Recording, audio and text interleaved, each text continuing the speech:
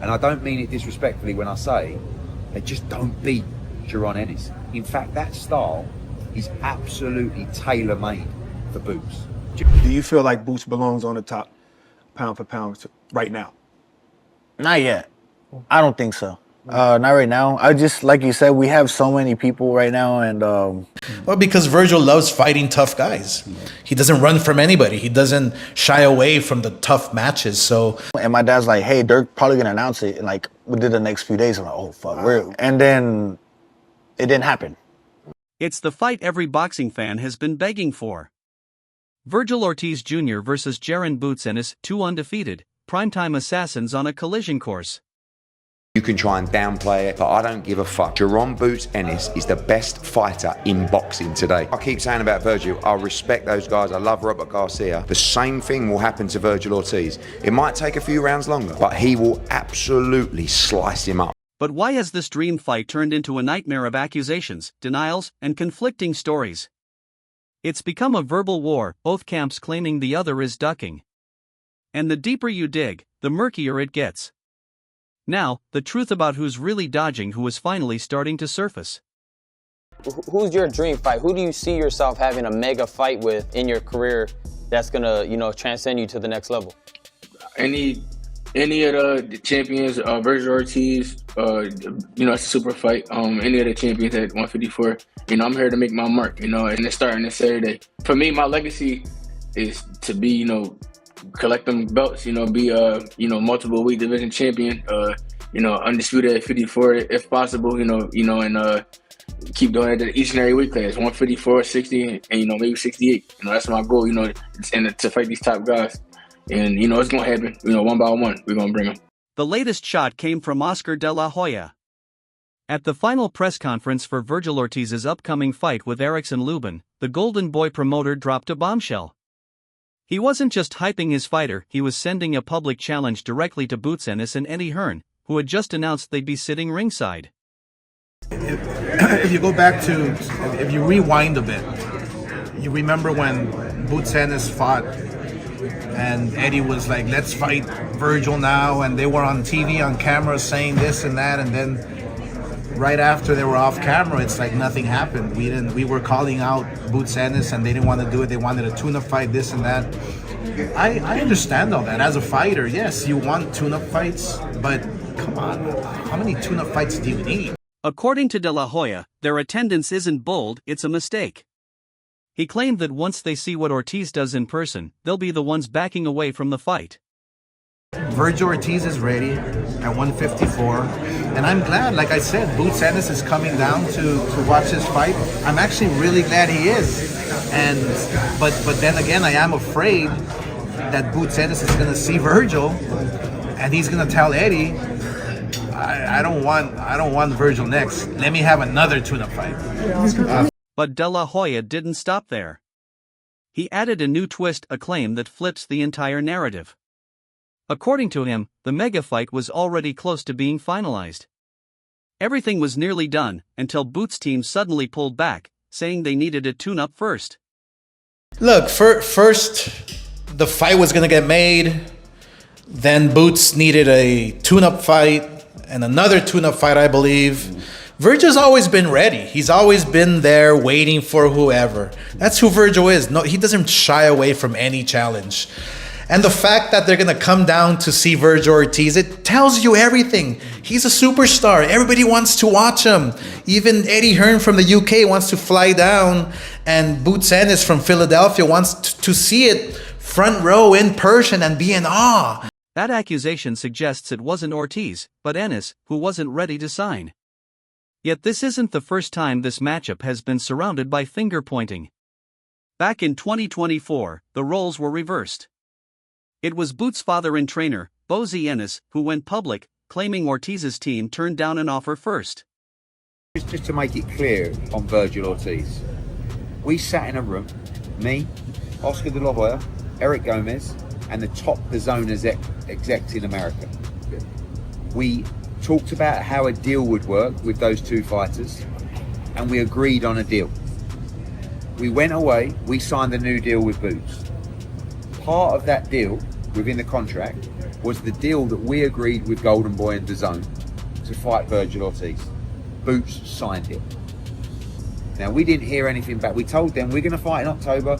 They said they're going to fight in November, and we haven't heard anything back. At that point, the narrative was simple. Vergil Ortiz was ducking Boots Ennis. On Tuesday, Eric Gomez called me and he said, look, I just wanted to let you know we're fighting Lubin. After that, we want to get the Boots fight made. I said, well, we're in. I don't, so I take their word for it, and I truly believe Oscar De La Hoya wants to make great fights. But that fight is done on our side, on all the terms that we agreed with Golden Boy. That fight for me, although it doesn't carry an official world championship, which is what we want at 54, is one of the best fights in boxing. Golden Boy responded instantly and ruthlessly. De La Hoya dismissed the accusation online with a single word, warning that everyone would soon see who really backed out. But genuinely, you do feel he's a very skilled fighter. Oh, yes. Yeah, maybe top 15 for sure. Right. Maybe not top 10. That's what I said. Yeah. So let's get into that then. How true is that there was a real offer made to Boots, Yeah. and he turned it down? And could you talk about like what was offered to him? When I went to Riyadh the first time in November, and I met up with Turkey, I went to his his compound, his farm or whatever it was, and they said that more than likely I was going to fight Boots soon. I was like, oh shit, okay, we're finally doing this. Oscar was there and everyone was there, and I was just like, okay, cool. At 154, obviously. Yeah, because I can't move down. Yeah.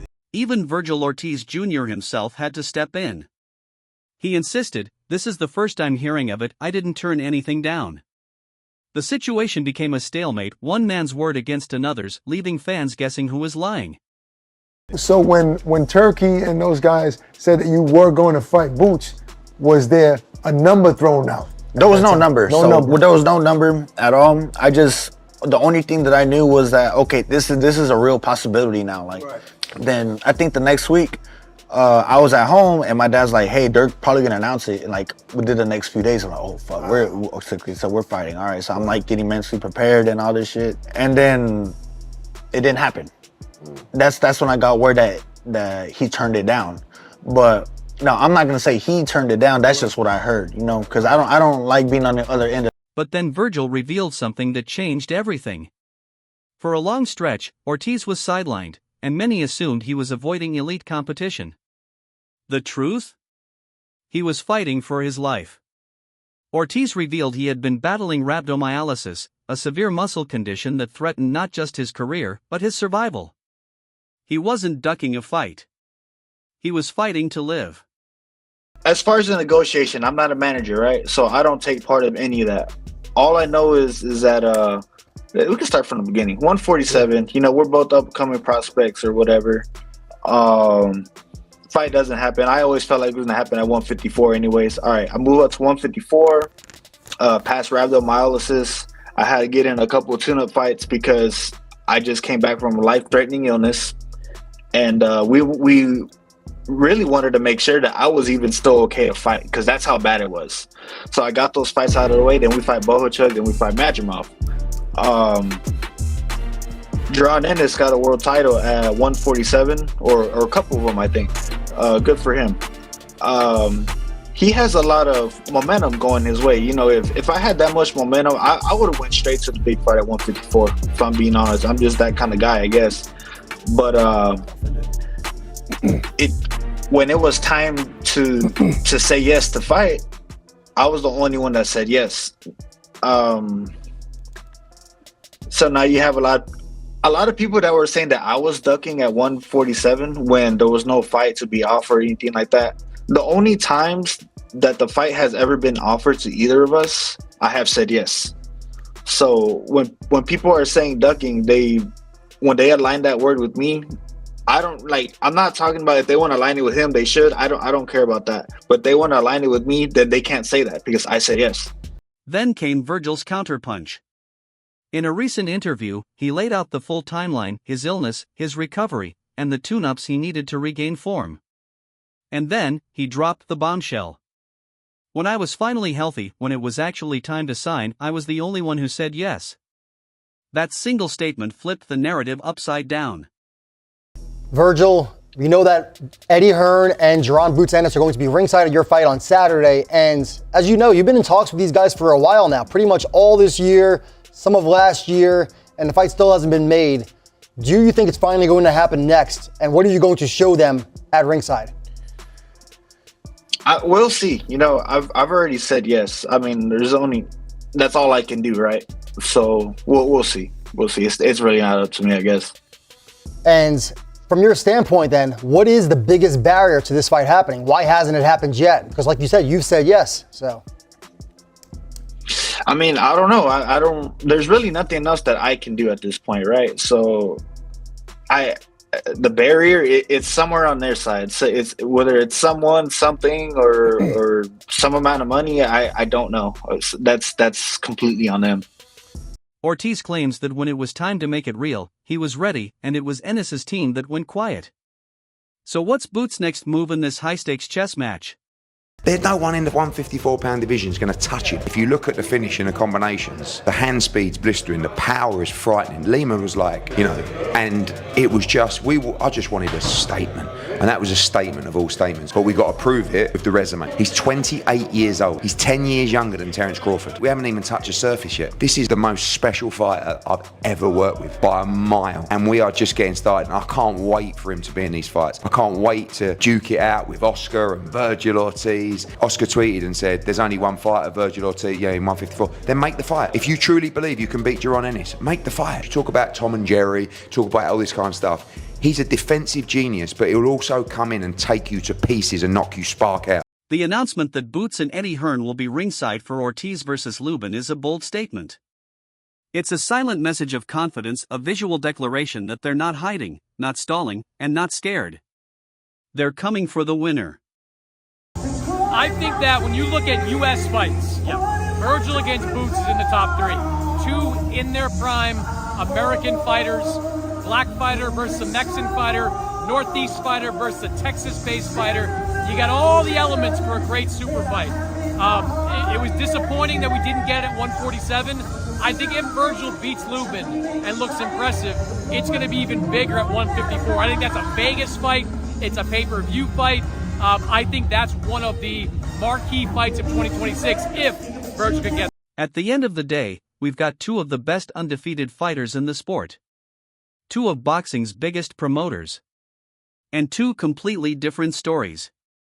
How far can Boots go? Can he be pound for pound one of the top fighters in the world, 1, 2, or 3 at some point? Yeah, definitely. I think he's already around there. Like, you know, he's looking to crack that top 10. Right. You know, with the right win, I think he'll get in there. Right. How do you feel about him going up to 154 and maybe people want to see him and Vergil Ortiz? I think that's the fight. I mean, you win that fight, you definitely in the top 10 to me. Right. You know, for sure. That's a young champion, a young killer just like you. That's what makes good fights. Young, hungry fighters. Right. That's when you know there's going to be a fight, you know? Is De La Hoya's fear talk just a way to build hype and apply pressure? Is Vergil's illness-back timeline the real truth? Or is Boots? Right.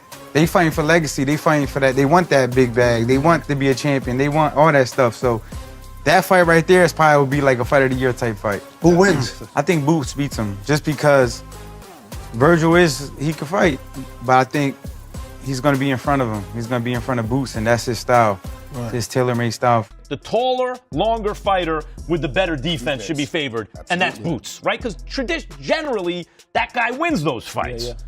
But it's a different thing than actually going out and beating Vergil Ortiz and doing it in style. If he Especially fights, in that type of manner. Who should be the favorite in that fight, Shady? I'm going with Boots. Favored. Yeah. I'm going with Boots. He should be the betting favorite. Yes. I think this is a genuine coin flip fight. I really do. And I think we have to remember that Vergil Ortiz has fought the much better competition. That's true. He beat Israel Madrimov, very quality win. Madrimov gave Crawford all he could handle. This fight happens and Boots wins a close, tough fight. Then he is at least what we think he is. One side says, we needed a tune-up. The other says, I was the only one who said yes. But one thing's certain. This battle won't be settled by interviews, tweets, or press conferences.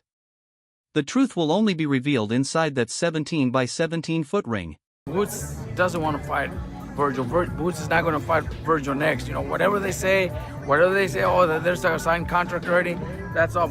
You know, there's Boots is not going to fight. You know, Boots is not going to fight Vergil next. You know, he's going to show up. You know, why didn't they call us up and invite us to his fight 2 weeks ago or 3 weeks ago? Whenever he just fought recently. You know, you come to ours, we go to yours. We promote the fight. That would have been the perfect idea to do. But you know, they want to show up, you know, and they are going to show up. That doesn't make a difference. You know, Vergil's going to do his job.